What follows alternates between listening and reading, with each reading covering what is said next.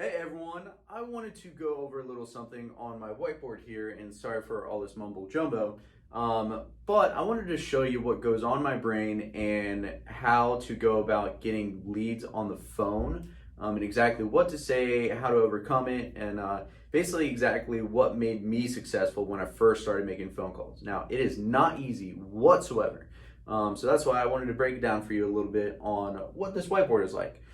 So, when I'm first calling leads on a phone, what I want to do first is know my stuff. As long as I know my stuff and sound confident in whatever I'm talking about, then people are going to want to stay on the phone. Now, how do you get people to stay on the phone? Well, you don't sound like a robot when you're knowing your stuff. You are being personable. A lot of people, they'll read off the script because they know what the script says, but they sound like a robot. They're like, "Hello, Mr. Johnson, this is Austin Frangoules." No, you like, "Hey, Mr. Johnson, this is Austin Frangoules, how's it going?"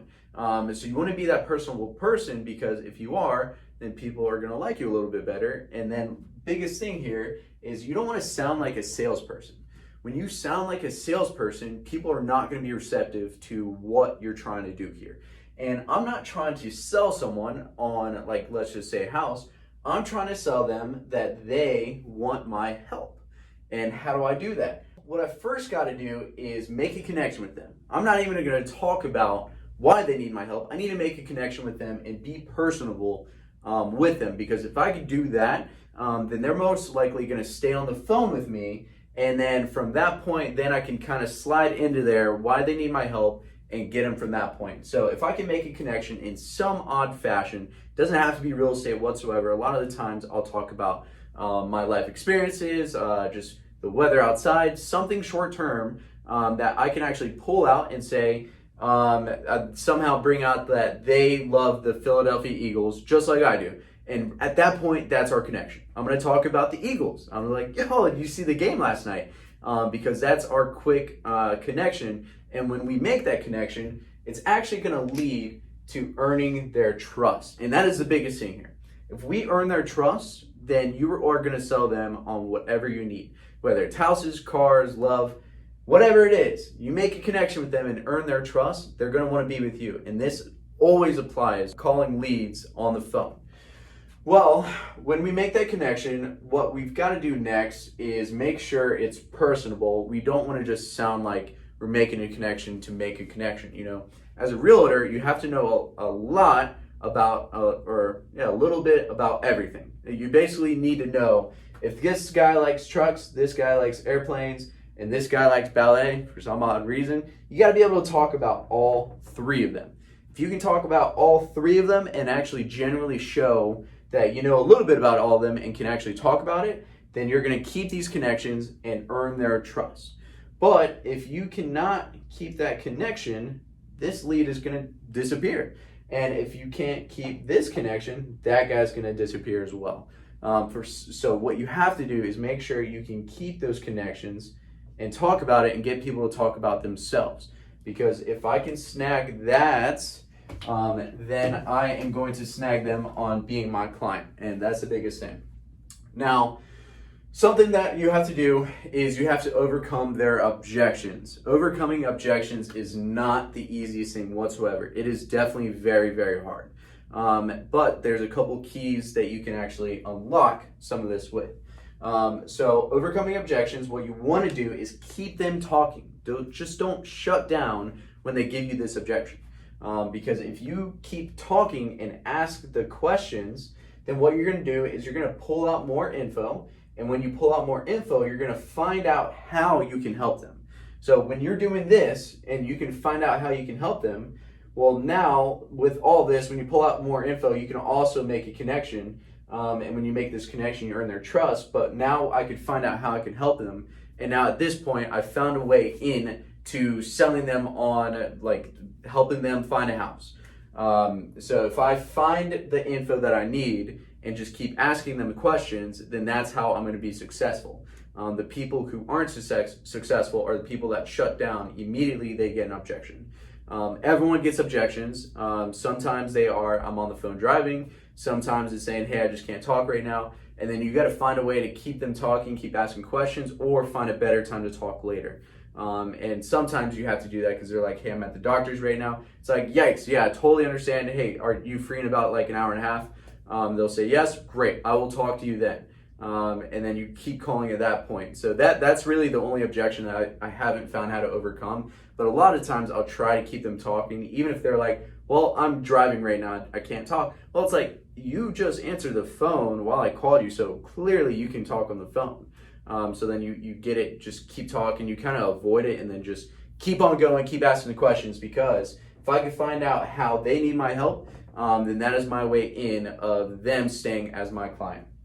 So another giant important thing here is having short-term memory. Short-term memory, and what I mean by this is a lot of people are going to give you objections, hang up on you, not want to talk to you, and they just, it comes off rude when really they're not being rude, they just don't want to be bothered. So at this point, you honestly just have to forget about them. They're dead to you. You just got to keep on moving and totally surpass all of that. When you can surpass that, forget about it, you can think to the next one. And me, when I was calling, let's just say I was calling 100 people a day. Let me get rid of that. Say I was calling 100 people a day, okay? And I did this enough to figure out of that 100, I will get maybe one appointment. Doesn't seem like good odds, That's 99% of the time I'm going to fail. Literally 99 times out of 100, I'm going to fail. But with my brain here, having short-term memory, these 99 people, they do not mean anything to me, okay? Forget about them. They don't matter. It's this one person that matters.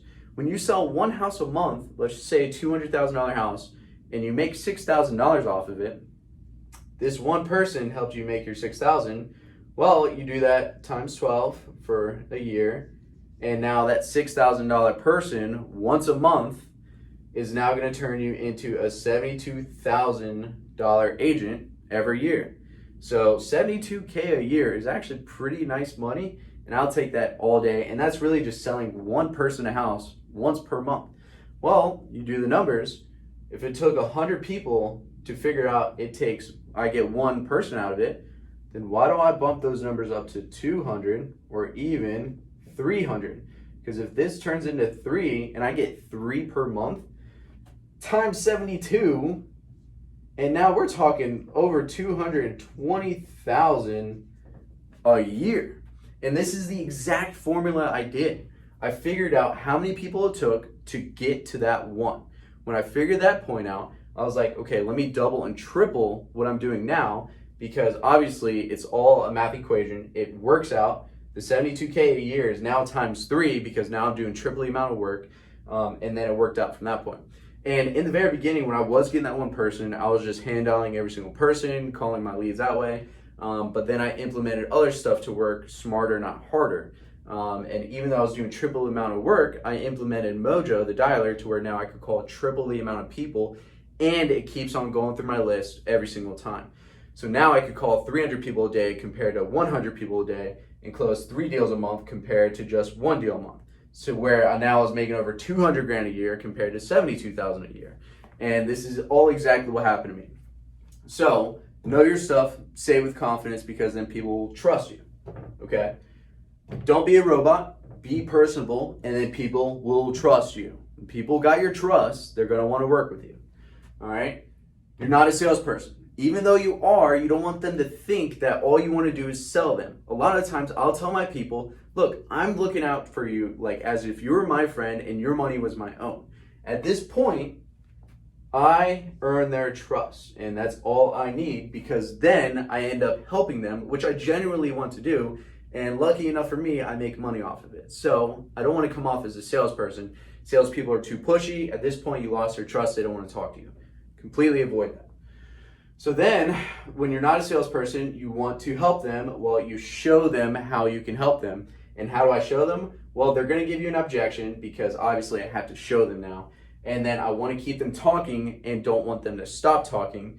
And if I can ask them a bunch of questions, I can pull out info. And in this way, I can figure out how I can help them and make the connection to earn their trust.